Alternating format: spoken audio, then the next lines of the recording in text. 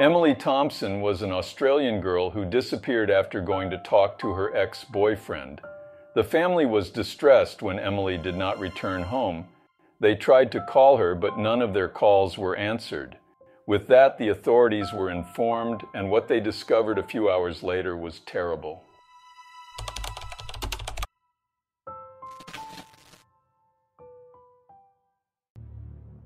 Emily Nicole Thompson was an 18-year-old girl born in Australia.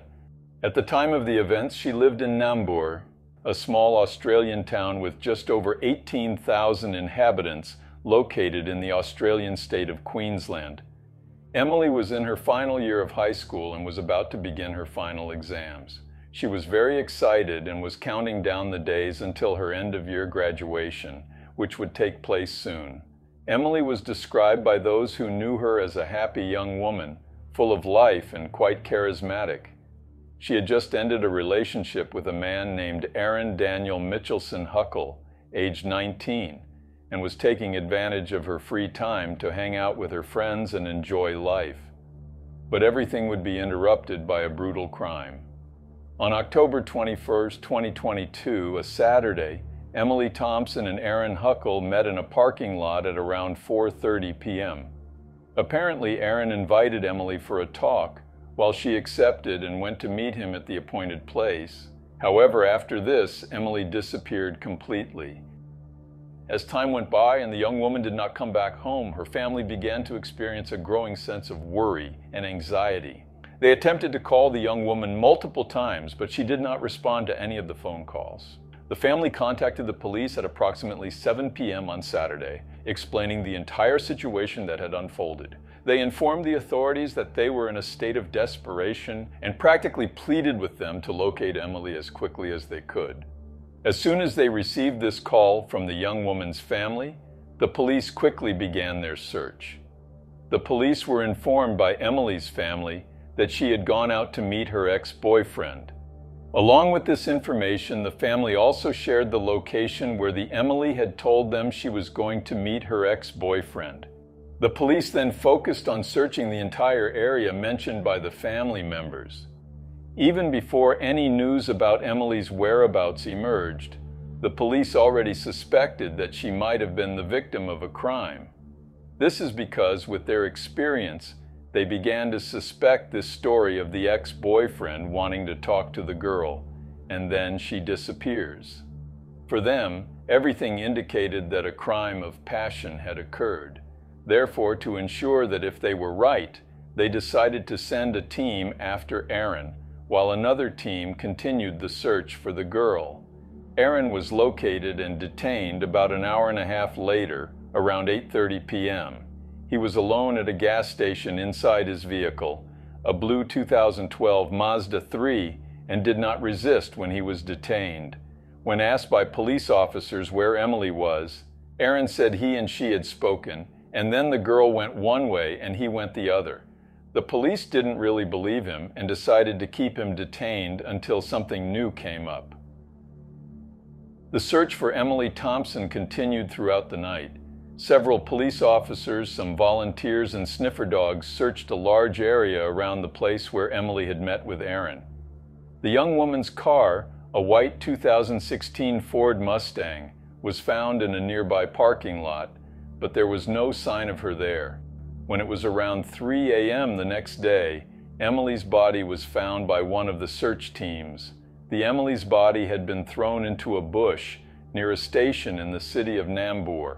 From the gas station where Aaron was when he was located and detained by the police to the place where Emily's body was found, it is less than 0.62 miles away. Police believe he had just abandoned the girl's body when it was found at the gas station. With this sad discovery, Aaron, who was the main suspect in the crime, was formally arrested and accused of taking Emily Thompson's life. The family, who followed the entire anguished search and hoped for happy news, were devastated when they were informed by the police that Emily had been found dead. The crime had a huge impact on the small town of Nambour. In a city where practically everyone knows each other, there was talk of nothing else but this cruel crime. Many were incredulous when it was reported that Aaron was the main suspect in the crime. The young man was seen by many in the city as very calm and polite. The police themselves stated, during an interview, that Aaron had a clean record and had never been involved in any trouble prior to committing the crime. A few days after the crime, family and friends paid tribute to Emily. She was also honored on social media and by her school, Pine River High School. In an official statement, the school said Emily was a great student and a very friendly person who will be missed by her friends and teachers. In a statement, Professor Deborah Buick said she was shocked that Emily's promising future had been stolen. She said that she was Emily's teacher for 2 years and that she was a memorable student, attentive, affectionate, and a source of pride for her family. It is not known why, but Aaron did not attend his first court appearance.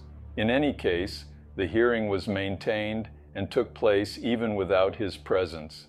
At the end of that hearing, it was decided that Aaron Huckle should be held without bail. Therefore, he remained in preventive detention and a new hearing was scheduled. In a statement, Ben Fadian, the detective inspector responsible for the case, said it was all a huge tragedy and that Emily had her whole life ahead of her, but it was taken from her. The detective inspector confirmed that Emily and Aaron were in a relationship that had recently ended. Asked if there was a possibility that other people were involved in the crime, the detective said that there was no evidence to point to the participation of other people. According to the detective, Aaron planned and carried out the crime alone. In the following days, authorities focused on collecting evidence and statements to understand the entire dynamics of the crime and also finalize the police investigation. Meanwhile, Emily's body had been sent for an autopsy, which found that the victim had numerous puncture wounds on her body, mostly on her chest, caused by a sharp object with a blade, possibly a knife. The autopsy found that Emily's cause of death was due to a large hemorrhage caused by the punctures in her body. Since being arrested, Aaron has declared himself innocent, claiming he did not take Emily's life. Because of this, the police did not have much information about how and where exactly Emily fell victim to the crime. There was no blood in Emily's car or Aaron's. This indicated that Emily had been attacked outside of these two vehicles. As they needed to gather as much information as possible about the crime, the exact location where Aaron attacked Emily was valuable. Aaron did not want to cooperate, so the police made a choice to seek assistance from the local population.